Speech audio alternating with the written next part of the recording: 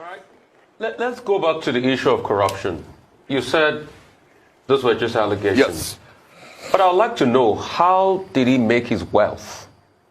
How did he make this so much very big wealth that he can afford a bullion van prior to an election in his home? That's a staggering, colossal amount of wealth. How did that wealth come about? Because I think if I check his resume, the last thing I saw was accountant with Mobile.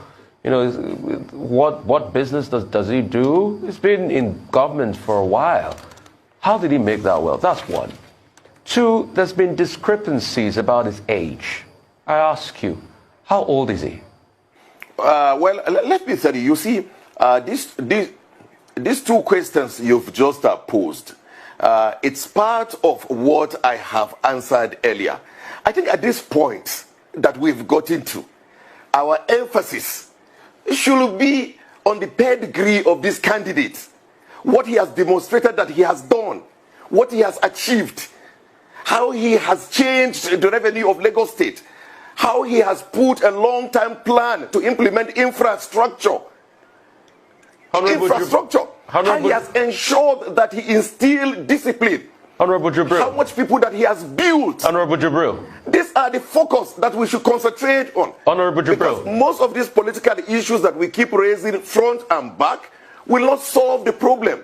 So the emphasis now, the focus now, should be on the capacity and the competence of this candidate. Honorable Jibril, how did Bola Ahmed Tinubu make his money? That's all I want to know. You can tell me what we can focus on. We'll talk about it in the manifesto. How did Bola Tinubu make so much money that he had a bullion van in his home on election day? And how old is he? Those are the questions that people are asking out there. How old is he? How did he make the billions? I'm also putting it. I'm also now, you've asked your question clearly, and I will give you a simple and clear answer. And when you continue to repeat the question, you will get the same answer. These are all trash from the internet that people keep putting together, and we will not elevate such conversations. But when the campaign commences, we will bring out facts and figures and put before Nigerians. But we will not create a narrative for them.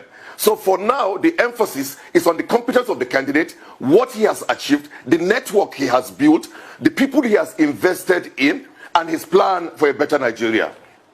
All right. Can I ask you this? How was this trash?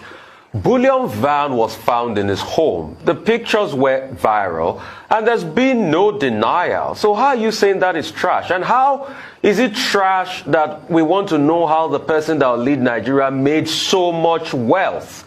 You know, and also the declaration of being richer than also state. So that's not trash. How did he make his money? That's all I want to know. And tell me how old he is, so I can take you by something. Because there's been discrepancies too by the people of his age and his wealth. It's just a question I'm asking.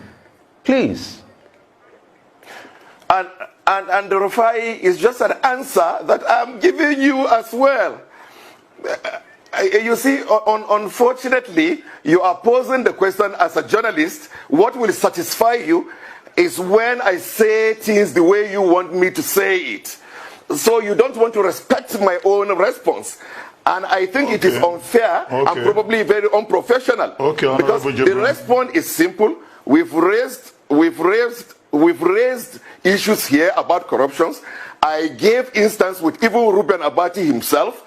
And I gave several instances of a lot of politicians in Nigeria where you will see stuff like this on the internet. And we said we are not going to elevate such conversation, and we will not. So if you put the question before me 100 times, I will not.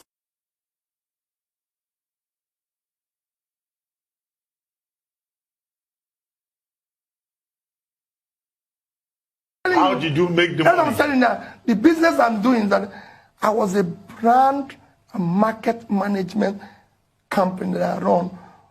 I had a Heinz franchise. You can go and look. I was the sole importer of Heinz salad cream, baked beans. Just to give you an example of one company. South African breweries, who's the international breweries, I was their sole engineer. I can go on and on. I was working, bringing the Ovaltine for Novartis with another company. When I can go on and everything. In fact, to tell you what the company is, the company I was involved before, when I left and my brother took it over and paid me off, sort of became Next Cash and Carry that you see in Abuja and Port Harcourt now. So it's the same company. I was a trader. Everybody knows I was a very big trader. Even chairman will tell you.